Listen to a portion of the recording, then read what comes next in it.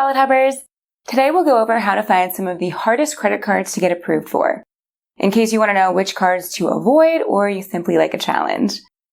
You can see Wallet Hub's latest picks for the hardest cards to get by clicking this button.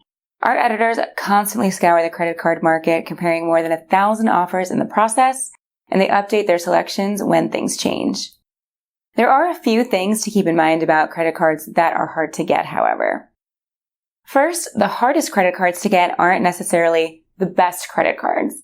Sometimes credit card companies can afford to offer better rewards, rates, and fees in large part because they will accept a deeper pool of applicants.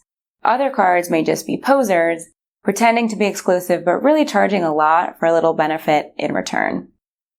Second, how hard a credit card is to get is relative. For instance, most credit cards are hard to get approved for if you have bad credit. On the other hand, some cards are hard to get simply because you have to live in a particular area or have a certain type of job to be eligible. And other cards are exclusively available to people who charge hundreds of thousands of dollars each year. That's a lot for most of us, but could be just a drop in the bucket for some. Third, credit cards that are hard to get have high rejection rates by their very nature. And getting rejected for a credit card can hurt your credit score temporarily, making it harder to get approved the next time you apply, unless you wait a few months in between. So for those reasons, it's important not to pick a credit card based on exclusivity. The approval odds are stacked against you, and it really doesn't matter what your card looks like or how many people have the same card as you. Those things just won't save you money, and no one really looks at your credit card anyway. Instead, your focus in choosing a credit card should always be on finding the best terms. So that means rewards earning rates, fees, APR. Among cards you have a high likelihood of getting approved for based on your credit standing.